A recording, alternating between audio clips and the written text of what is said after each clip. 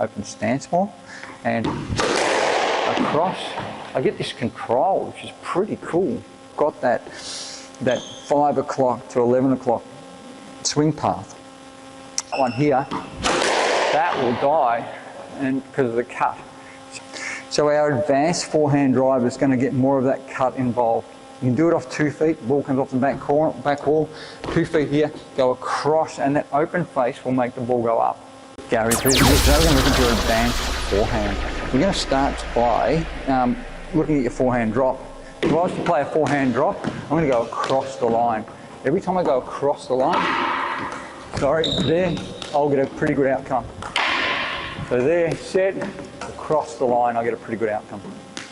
So that should, by rights, work on your drive. So you should be able to use your forehand drive.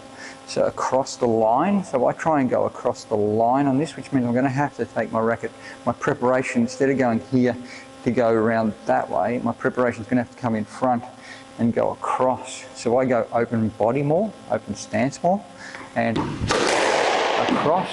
I get this control, which is pretty cool. And that's far from what a lot of people have been taught, that you have to go here to do this. I've gone here to do that, which is pretty good, because I've got that 5 o'clock to 11 o'clock swing path. So I put a clock on the court here, then you'll see it's a 5 o'clock to 11 o'clock.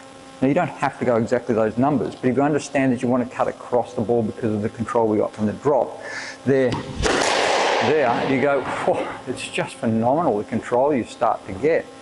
So you need to understand what works, why it works, how it works, and what your options from that are for deception and everything as well. So not only did I hit the ball and I had an open stance here and I went out that way and across, I had the open stance so I could clear my swing. The answer to that is to go back foot, because then you've got a very open stance and I can cut across as much as I like. But if I go front foot, I can't cut across as much. It's really difficult. I've got to go around for that fat hit. That fat hit, that's a good shot too. Yeah, but the ball runs on if you do that, so it bounces on. This one will cut and die. So that one here, that will die, and because of the cut. So you've got a benefit of all that. And the deception and everything is phenomenal, because that there will go cross court really easy. So it's pretty phenomenal what it does, and it's really much harder to read.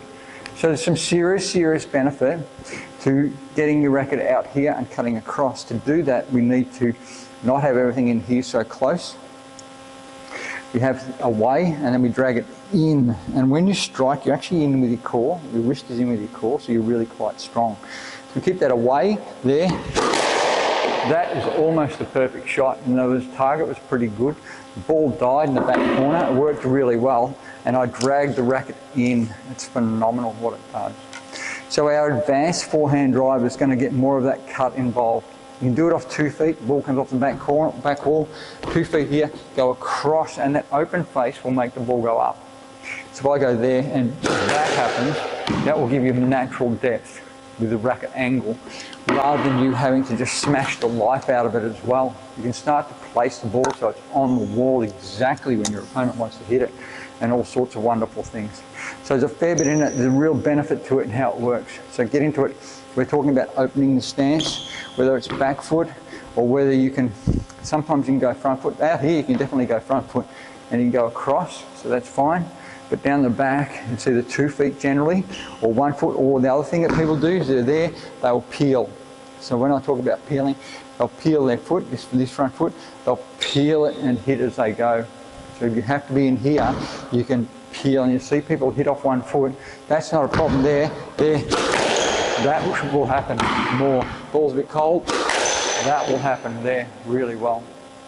So that opens up the swing path, that movement or that turn. So you'll do a lot of that off the back wall. So if you happen to have to face the back wall because of the racket swing angle and everything, you can pull it out beautifully by peeling that foot across.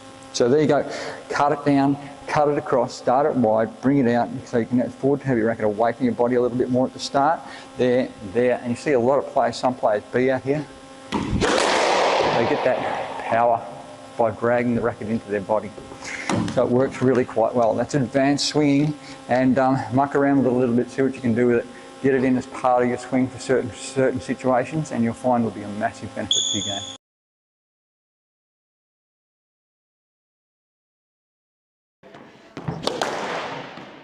So from there to target there and go.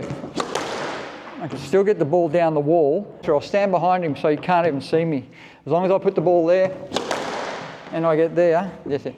I've got a little demonstration. I just want to work on fixing problem swings and showing the importance of a punch drive. So my demonstration where I have someone in the middle. And so what we're going to do is I'm going to get you to stand in the middle here. 1 foot either side of the service box. Okay. So this is what your follow through should be like. It's a pendulum swing versus around the body swing. So around the body swing kills people. Yeah, knocks them around. Breaks people's hands, doesn't it? Look, no good. Show your hand. See that? That's what happened from one of those swings. Crack, right? But what this does is the follow through, which is a pendulum swing, and out is a demonstration. Yep. Where hopefully I don't hit you.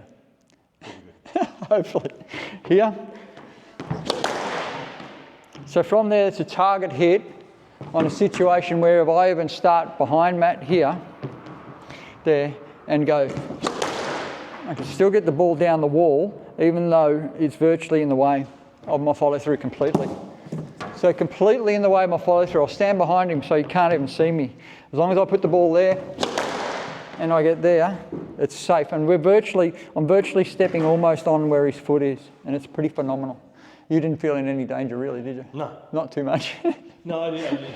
Yeah. My expectation is someone can keep a racket on that side. That's what happens when you get quality punch driving outcomes from a situation which can be really, really quite dangerous. The amount of time, so we do a movement, just quickly you and me.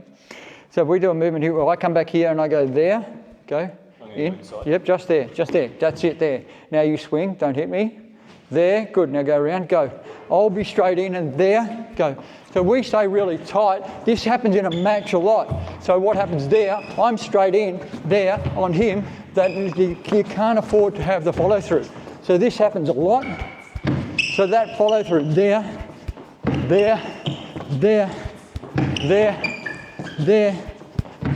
is the one. That's off back foot a lot of that because we wanted to really, really be tight.